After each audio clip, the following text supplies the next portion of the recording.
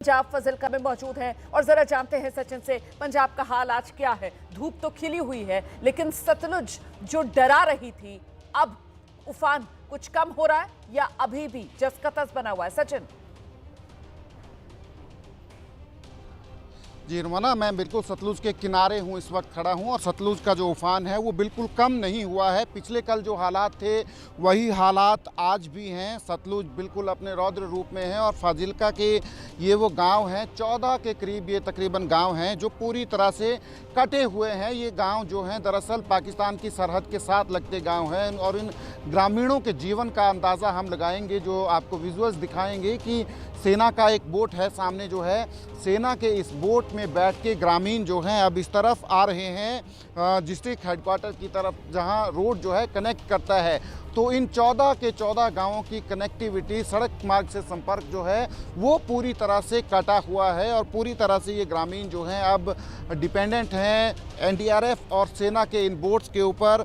और इन गांवों में बड़ी बात यह है कि ट्रैक्टर ट्रॉलीज भी पहुंच नहीं सकती हैं क्योंकि पानी का लेवल जो है, जहां हम हैं यहाँ मेन सतलुज है, पर इससे आगे भी 15-15 फीट तक पानी है। जहां मेन सतलुज बहती है उससे आगे जो गांव है वहां भी 15-15 फीट तक पानी का लेवल है और ग्रामीण जो है निकल नहीं सकते हैं सिवाय एनडीआरएफ और सेना के बोट्स में। आप सामने देखेंगे एक बोट जो है वो ग्रामीणों को लेकर आ रहा है, ये भारतीय सेना का बोट है और दूसरी तरफ एक बोट और जो है अब भारतीय सेना का जा रहा है। ये दोनों नान के गाँव हैं।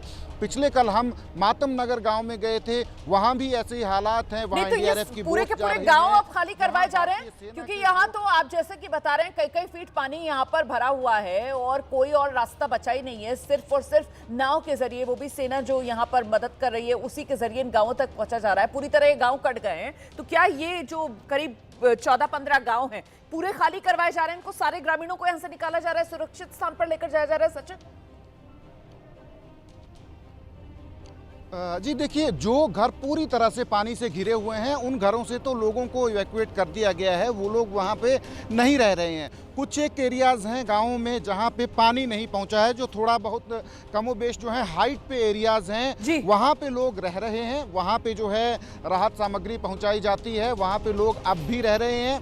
पर जो घर जो हैं पूरी तरह से पानी से घिरे हुए हैं वहाँ से लोग जो हैं वापस आ गए हैं। कल भी हमने देखा था कि बहुत सारे ग्रामीण जो हैं वो सुरक्षित जगहों पे जा रहे थे अपना अपना सामान लेके, ताकि आने वाले दिन, क्योंकि ये पानी जो है कम से कम 1 महीना जो है इस पानी को यहाँ से कम होने में लगेगा, तो वो ग्रामीण जो हैं यहाँ से गांव से जा रहे हैं, गांव छोड़ के, ताकि वो कोई अपने रिश्तेदार के पास जा रहा है तो यहाँ से ये लोग सही कह रहे हैं आप। देखिए, पानी के लिए यही कहा जाता है कि पानी बिना दस्तक दिए आता है और जब जाता है तो बहुत रुला कर जाता है और इसी वजह से अभी ये पानी जो भरा हुआ है इसे उतरने में वक्त लगेगा। और जैसा कि सचिन बता रहे हैं कि गांव के गांव जो जद में आए हैं, ये सतलुज का रौद्र रूप है यहाँ फजिल्का इलाका जहां पर सचिन मौजूद है, तो अभी तो वक्त लगेगा इसके उतरने में। भले ही मौसम अब कुछ खुलता हुआ यहाँ नजर आ रहा है। मैं